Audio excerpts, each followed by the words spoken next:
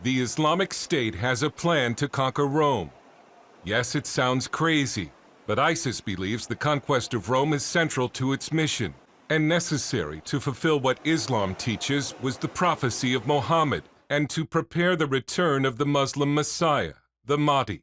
Robert Spencer is the author of The Complete Infidel's Guide to ISIS. ISIS thinks that Rome is one of its primary goals and that it is in its timetable. It has a timetable wherein in the next 10 years, by the year 2025, it hopes to bring about Armageddon, the final struggle between good and evil, or between the Muslims and the non-Muslims. And that one of the chief stepping stones to that Armageddon battle is the conquest of Rome, which they think they're going to be able to do within the next 5 years, that is by 2020. Muslim scholars say Muhammad prophesied that the two great Roman cities would be conquered, Constantinople and Rome. Constantinople today is Istanbul, a Muslim city. Rome remains to be conquered. Once Rome is conquered, in this view, within the next 5 years, and then Israel will follow shortly after.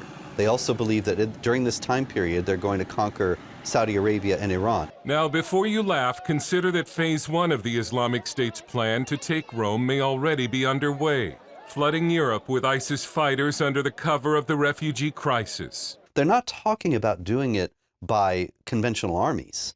They're talking about doing it by overwhelming these lands with sympathizers from within and an influx of other people from outside.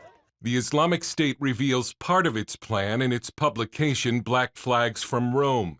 It will use sleeper cells and expects to get help from Muslims serving in European armies and from non-Muslim sympathizers. It also wants to fire missiles into Italy that it has captured on the battlefield.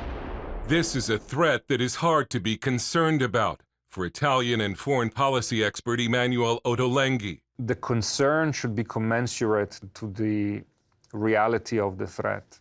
The Islamic State does not pose that kind of a threat today. He says Europe faces more pressing problems because of ISIS. I think that the much larger threat that we are concerned with in Europe is with the lone wolf terrorist who plots a terror outrage against a school, against a supermarket, against a shopping mall, against an airport. And it is hard to see how ISIS could conquer a city of 3 million people in a nation of 60 million people.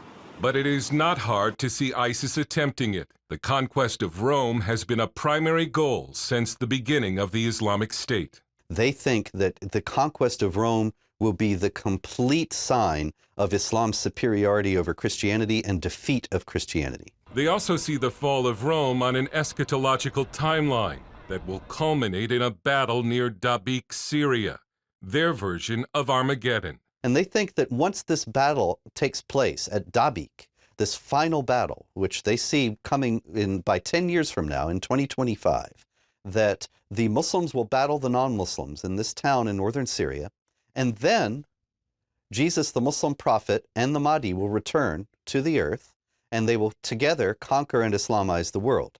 If their plan for Rome succeeds, ISIS says it will throw homosexuals from the top of the Leaning Tower of Pisa. But the chief target is Vatican City in Rome.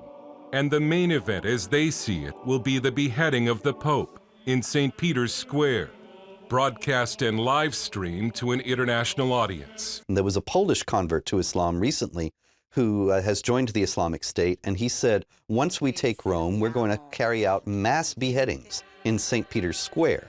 And so this is the plan, to convert St. Peter's Square into a huge site of executions of people considered to be the enemies of Allah, chief among them the Pope, in order to cow and frighten the rest of the world into submitting to their rule. It's a plan that for now has little chance of success. But in his new book, The ISIS Apocalypse, author and expert William McKent says ISIS has recently taken a longer-term view of the conquest of Rome and the return of the Mahdi, and is willing to wait in order to build up its forces. ISIS is already next door to Italy in North Africa.